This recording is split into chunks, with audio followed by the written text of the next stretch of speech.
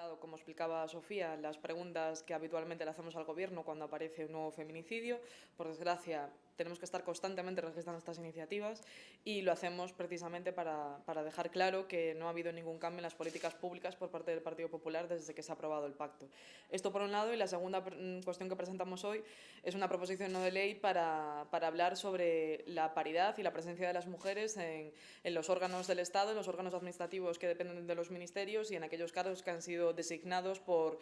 los propios ministros o otros altos cargos de la Administración del Estado. Nos preocupa particularmente lo que ha sucedido con la Comisión General de Codificación, que, como sabéis, este es el organismo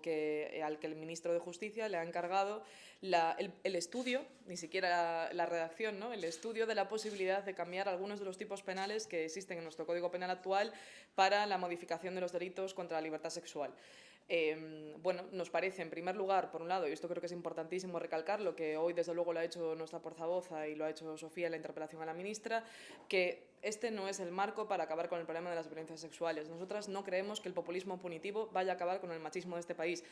Y luego es evidente que esto no es una cosa que lo digamos solamente nosotras, sino que lo dice la ONU, lo dice el Consejo de Europa, lo dice la Unión Europea y lo dicen en general todos los organismos, tanto institucionales como independientes de la sociedad civil, que se dedican a analizar el impacto de las políticas públicas de género. Más penas no significa, en este caso, menos violaciones ni menos agresiones sexuales. Por tanto, nos preocupa enormemente que, ante un consenso, como ha sido el Pacto de Estado, que habla precisamente del tratamiento integral que tiene que haber para prevenir y erradicar las violencias machistas y para acompañar a sus víctimas, nos preocupa que el ministro, ante la sentencia de la manada, lo primero que haga sea encargarle a esta Comisión General de Codificación que estudie la posibilidad de poner otros delitos o aumentar las penas.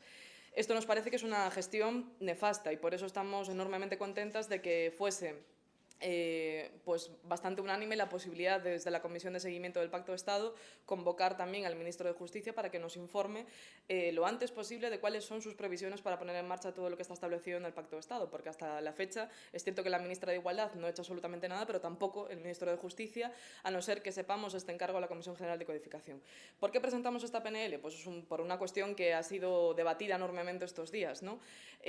Cómo de irónico es y qué reflejo tan claro de lo que está sucediendo en nuestro país, que ante lo que sucede con la manada se le encargue a un grupo de señores decidir cómo las mujeres podemos tener relaciones sexuales, cuándo podemos decir que no, cuándo es una violación o cuándo no es una violación. Es decir, otra vez los hombres decidiendo cuándo podemos ser o no violadas.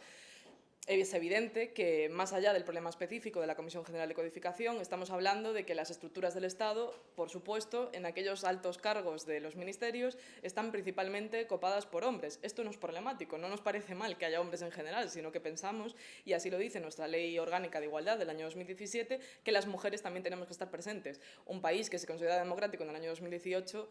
como mínimo, debería de incluir la paridad en sus principios rectores fundamentales, ¿no? Y al final de esto habla también nuestra Constitución cuando habla de igualdad. Nos preocupa lo que pasa en concreto con la Comisión General de Codificación y las distintas cuestiones que hay dentro de esto las especificará ahora Alicia, pero nos preocupa en general, como digo, que esto sea la dinámica general con los altos cargos de las administraciones. Y por esto, y con esto termino, también nos preocupa que el Partido Socialista haya registrado una iniciativa en la que solo se preocupan de este caso en concreto, como si el resto de los casos no fuesen igual de flagrantes. Nosotras queremos acabar con la posibilidad de que solo los hombres puedan estar en los cargos de autoridad en el Estado. Y de esto también habla la revolución feminista que está viviendo nuestro país. Y fijaos qué buena foto es lo que ha sucedido con esta Comisión General de Codificación, no solo porque el ministro decide hacerle este encargo a los hombres, no solo porque solamente sean hombres los que componen la comisión, sino porque la comisión tiene una parte que es de cargos natos, por decirlo así, que son de aquellos organismos que tienen que estar ahí, los dirigen solamente hombres. Es decir, que todos los organismos importantes de nuestro país que tienen como función